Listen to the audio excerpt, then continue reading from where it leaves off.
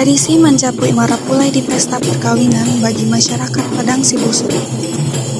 Bara marapulai adalah sebuah tradisi di Minangkabau, berarti menjemput mempelai pria. Arak-arakan biasanya dimulai dari rumah orang tua pengantin pria atau marapulai. Diarak ke tempat pengantin wanita atau anak daro. Tabuhan rebana membuat proses arakan ini bertambah meriah. Tentang marak marapulai yang mana merupakan tradisi di kampung kita. Pertama, marak marapulai bertujuan untuk bagi tahu kepada orang banyak bahwasanya anak si anu sudah berumah tangga.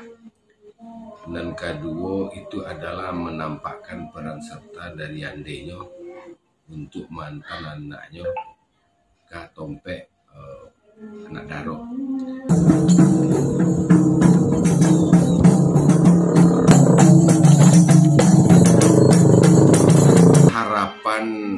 Tradisi mantan marapulai ke rumah anak daro mudah-mudahan ikut tetap dilestarikan, dijaga dengan baik sehingga adik kita sesuai dengan petua adik kita dan lapuk di hujan dan lokang di panen tetap kita pertahankan. Terima kasih, itu saja tentang marak marapulai kita di kampung, dan marapulai yang diarak tetap pakai barabona kampung kita.